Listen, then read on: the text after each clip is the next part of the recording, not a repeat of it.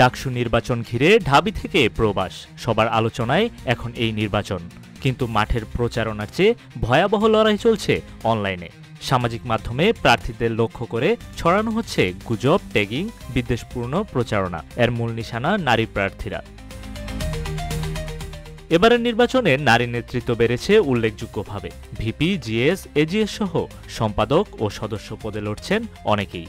আলোচনায় আসার সঙ্গে সঙ্গেই অনলাইনে তাদের বিরুদ্ধে শুরু হয়েছে বডি শেমিং, বুলিং, বিকৃত তথ্য ছড়ানো। উমামা ফাতেমার বিরুদ্ধে ভুয়া গুজব থেকে শুরু করে শারীরিক বৈশিষ্ট্য নিয়েও কটূক্তি করা হয়েছে। শুধু নারী নয়, পুরুষ প্রার্থীরাও গুজবের শিকার।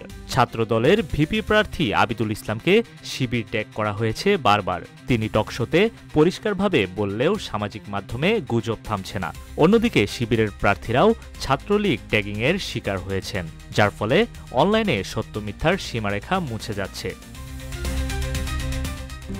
RICL TMX, যুগের পর যুগ স্থাপনা থাকে মজবুত।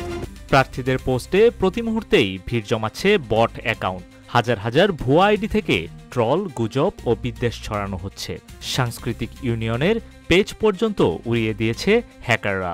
প্রতিটি গ্রুপে চলছে বট আক্রমণ, যার ফলে প্রকৃত আলোচনা ডুবে যাচ্ছে অপপ্রচারের স্রোতে। নারী প্রার্থীদের বিরুদ্ধে অব্যাহত কটূক্তি শুধু তাদের মানসিক আঘাতই নয়, রাজনীতিতে অংশ নেয়ার আগ্রহও কমিয়ে দিচ্ছে। ভিপি প্রার্থী আবু সাদিক কায়েম বলছেন, ফাতেমা, তাসনিম, সাবিকুন্নাহার, উম্মে সালমা কেউই রেহাই পাচ্ছেন না সাইবার বুলিং থেকে। ডাকসুর এই নির্বাচন এখন কেবল ভোটযুদ্ধ নয়, এটি হয়ে উঠেছে সাইবার নিরাপত্তার পরীক্ষা।